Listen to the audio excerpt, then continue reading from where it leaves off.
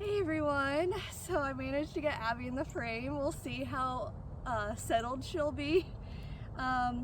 So today I want to go ahead and talk about being thankful even in the midst of our chronic illnesses. So yeah, let's talk about that this week.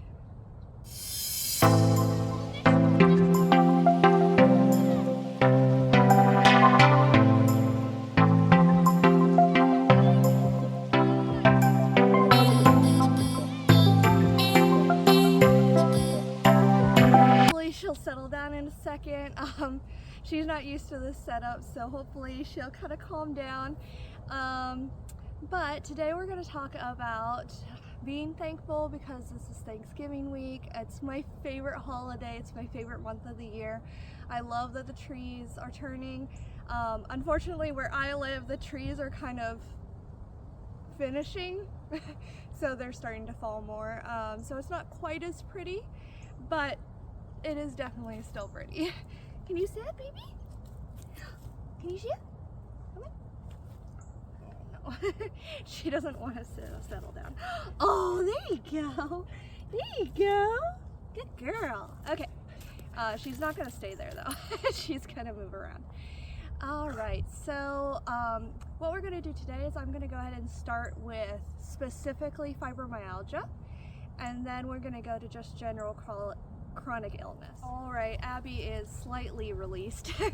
She's still tethered to me though. There's her displeasure showing. All right, so the specifically fibromyalgia, positives that I found, things I'm thankful for. Even though I'm not thankful to have fibromyalgia, I'm definitely thankful for these things. So the first one is that it brought me to the job I have. I was a full-time teacher before I got diagnosed, and it was incredibly stressful and it was hurting me physically.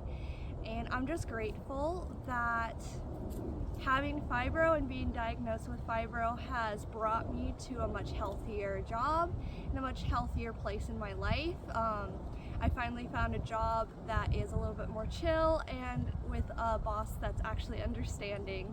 So that is just fantastic. I love it so much. The next one is pain management. Sorry, there's a plane. The next one is pain management. So I didn't realize how good I am at dealing with pain until I took my brother to the hospital actually. And so I took him to the hospital and I was trying to talk him through the pain. He had some really bad stomach bug, and I realized even years later that I could manage pain and other people couldn't.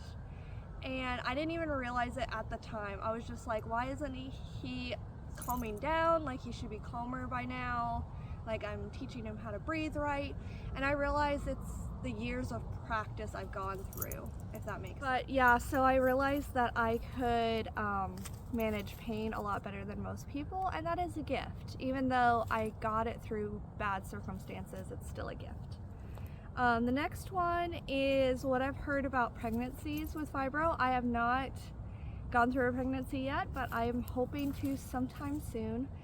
And I've heard that a lot of people with fibro handle labor better because they're used to staying calm even when they're in pain. So the fact that I want children and the fact that I want to go through natural birth, I'm very excited to see if that's true. So if it's not, it's okay. I know that people just can do it. My mom's definitely gone through 3 natural births, and she did a great job, and obviously I'm here. But I know it's possible, and I'm excited to see how my pain management skills will be expressed when I have babies. So I'm excited about that one. The next ones are less about fibromyalgia and more about just chronic illness in general, what I've learned from it and the good things that have come out of it. So I'm thankful for how it's affected my marriage. I know it can really ruin marriages. I find that trauma and hard things can either really bring you together or really bring you apart. And for me, it's really brought me together with my husband. We communicate really well. We don't get hurt by each other expressing our opinions or just telling the truth. I can just say, babe, today's not a good day, or babe, you need to hug me more gently today, or I need a little bit of space right now. Those kinds of things. We don't get hurt by each other saying those kinds of things, and it's just really nice that we've just grown together in this hard thing, that he has learned to be such an amazing caregiver for me, and I've learned also to love him better even when I'm having some hard pain. So that's just such a blessing. I'm so thankful for that. The next two are kind of linked. I've learned to know my body and learn my limits better, and I've also learned to prioritize my self-care. Before I knew I was diagnosed, before I realized I was chronically ill, I was, but I didn't really realize it. I did not prioritize my health over what other people wanted. And now I'm not afraid to say, I'm not coming into work today, my pain is just too bad. Or I'm not afraid to say, I'm going to be late to the party because I need to take a bath first to help with the pain. Or just, I won't go to this party, I'll go to the next one. And I think that's a really great life skill that a lot of people don't learn until they're older, but I've learned pretty early in life, just because when you're chronically ill, you have to learn that. You have to have those skills. So that's just like such a blessing that I've learned to prioritize and kind of assess my body. And I'm still learning it. It's still something that I'm in the midst of learning, but I'm very, very happy that I'm learning that. And I could only learn that if I had a diagnosis, if I knew what was wrong with me. If I didn't have fibro, I would not have learned that, because I'm a very huge people pleaser normally. So I would never have prioritized myself ever. So I'm grateful for that. And then also kind of on the same lines of that, it's taught me self-advocacy. It's something that I taught my students a lot in school. I taught them self-advocacy, and I didn't know it myself. I was quite a hypocrite in that aspect when I was a full-time teacher. So years ago, I just would never advocate for myself. I would apologize a million times if I was out sick, because in the teacher community, it's not really accepted to be out sick. And the leaves are so pretty, sorry. Getting distracted as usual. And now I'm not ashamed to tell my boss I'm staying home today. I'm not afraid to stay home from church, and I'm not afraid of what people will say if I stay home from church. And part of that is just the lovely community there. They know me, they know that I'm sick, so they aren't surprised. But part of that is that I've learned when I can put myself first and when I have the strength to help others. It's like the airplane metaphor. I don't know if you've ever heard it before.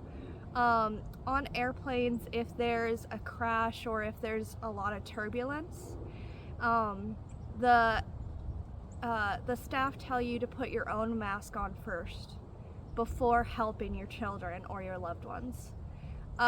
Your air mask. So I'll put a picture up so you know what I'm talking about. I've flown a lot in my life, and that one always kind of boggled my brain, and it's not something we're taught a lot, especially in the conservative Christian communities that I used to be a part of.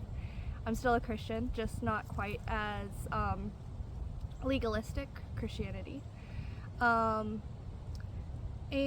this is just a really great metaphor for life. You want to help others, you want to put others first, but you have to be in a healthy place to be able to help others. So that's something I've slowly learned over time, and I'm so grateful for it because it's just a really important lesson. I can't be the wife and the friend and the daughter that I want to be if I'm not healthy physically and mentally as much as I can be. So I've learned to be a better wife by putting myself first sometimes. You don't want to go overboard because then you're just always thinking about yourself and not your spouse. But I can't be a great wife unless I take care of myself sometimes. So I'm going to feed myself healthy things. I'm going to do all my tricks, my self-care. I'm going to read before bed instead of watching TV. Even though my husband doesn't have to do those things. So he's in the living room watching TV, but I have to go into the bedroom and read because I know that's what I need. So I can't be the wife for him if I'm not rested, if I don't have any sleep, if I'm grumpy all the time. So I've learned that part of helping others is also helping yourself, which is a huge milestone for me. Abby got tired of being laying down like a good girl. So I am so grateful. I'm not grateful that I have fibro, but I'm grateful that it's taught me these lessons. So I hope this Thanksgiving, instead of being sad that we have chronic illness, we just kind of say, well, I do, but what are some great things that have come out of it? And thank God and thank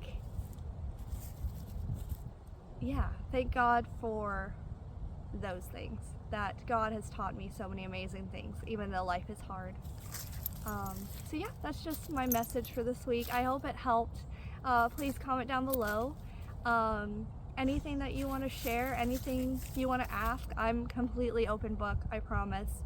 Ask me anything, I'm fine. So yeah, thank you so much for watching, and I hope you have a wonderful week, a wonderful Thanksgiving, or just a normal week if you're not in America. So yeah, have a great week, and I love y'all. Bye.